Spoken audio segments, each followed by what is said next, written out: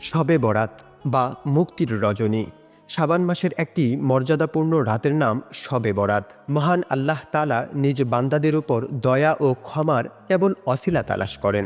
যে কোনো পথেই হোক ক্ষমা করার বাহানা খুঁজেন। তাই দয়াময় আল্লাহ তাআলা তার গুনাহগার বান্দাদের ক্ষমা করার জন্য বিভিন্ন স্থান ও সময় সুযোগ বাতলে দিয়েছেন, যাতে বান্দা নিজ কৃতকর্মে অনুতপ্ত হয়ে ক্ষমা চায় আর আল্লাহ তাআলা ক্ষমা করে দেবেন। এসব সময়ের একটি হলো শাবান মাসের 14 তারিখ দিবাগত রাত, যাকে আমাদের প্রচলিত ভাষায় শবে বরাত বলা হয়। কুরআনুল কারীমের ভাষায় একে বলা হয়েছে লাইলাতুম মোবারাকা বা বরকতময় রাত, আর হাদিস শরীফে এটি লাইলাতুন নিসফ মিন শাবান বলে উল্লেখ রয়েছে। এই রাত নিঃসন্দেহে ফজিলতপূর্ণ।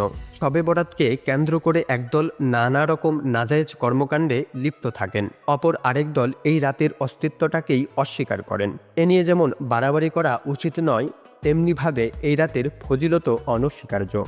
হজরত আবু বকর রাদিয়াল্লাহু আনহু থেকে বর্ণিত, রাসূলুল্লাহ সাল্লাল্লাহু আলাইহি ওয়াসাল্লাম বলেন, শাবান মাসের 14 তারিখ দিবাগত রাতে মহান আল্লাহ দুনিয়ার আসমানে অবতরণ করেন। সেই রাতে তিনি মুশরিক এবং অন্য ভাইয়ের প্রতি বিদ্বেষ পোষণকারী ব্যতীত সকলকে ক্ষমা করে দেন।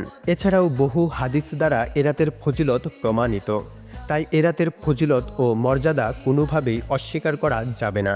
তবে এ রাতে নির্ধারিত পরিমাণ বা নির্ধারিত পন্থায় কোনো আমল বর্ণিত নেই এবং তাকে উপলক্ষ করে হালুয়া রুটি তৈরি করা, আলোকসজ্জা করা, আতশবাজি করা ইত্যাদি সম্পূর্ণ নাজায়েজ ও বাড়াবাড়ি। সুতরাং যারা শবে বরাতকে নিয়ে বাড়াবাড়ি করছেন তারাও ভুল করছেন, আর যারা একেবারে অস্বীকার করছেন তারাও ভুল করছেন। কারণ হাদিসের মধ্যে কোনো বাড়াবাড়ির কথাও নেই, আবার অস্তিত্বহীনতাও বোঝা যায় না।